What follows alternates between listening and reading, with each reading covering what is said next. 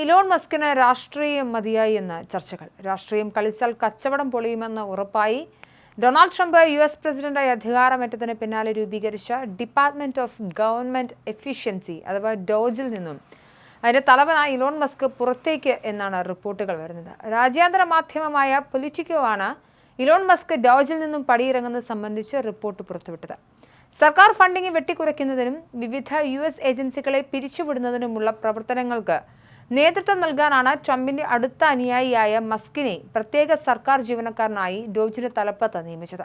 എന്നാൽ ആഗോളതലത്തിലെ ബിസിനസ് ഭീമനായ മസ്കിന് കച്ചവടത്തിൽ വലിയ നഷ്ടമുണ്ടായി. ബിസിനസ്സുകൾ പലതും ഇടിഞ്ഞു. ട്രംപിനോടുള്ള വിരോധം പലരും മസ്കിനോട് തീർത്തു. യൂറോപ്യൻ യൂണിയനിലും മറ്റും ഇത് പ്രതിഫലിച്ചു. ഇതോടെ മസ്ക് പിന്മാറുകയാണ് എന്നാണ് റിപ്പോർട്ടുകൾ. ഇലോൺ മസ്കിന്റെ രാഷ്ട്രീയപരമായ നിലപാടുകളും ടെസ്ലയുടെ മോഡലുകളെക്കുറിച്ചുള്ള വിമർശനങ്ങളും മറ്റ് കമ്പനികളുടെ ശക്തമായ മത്സരവും ടെസ്ലയുടെ ഭാവിയെ അപകടത്തിലാക്കിയേക്കുമെന്നാണ് റിപ്പോർട്ടുകൾ വന്നത്. ട്രംപ് ഭരണകൂടത്തിലെ സർക്കാർ കാര്യക്ഷമതാ വകുപ്പ് ചെയർമാൻ സ്ഥാനമാണ് ഇതിന് കാരണമെന്ന് മസ്കും വിലയിരുത്തുന്നുണ്ട്. 2008 ആദ്യത്തെ ടെസ്ല റോഡ്സ്റ്റർ പുറത്തിറങ്ങിയപ്പോൾ ലോക ശ്രദ്ധ നേടിയിരുന്നു. എന്നാൽ ഡൊണാൾഡ് ട്രംപ് അധികാരത്തിൽ വന്നതോടെ മസ്കിന്റെ രാഷ്ട്രീയ നിലപാടുകൾ ടെസ്ലയ്ക്ക് തിരിച്ചടിയായി.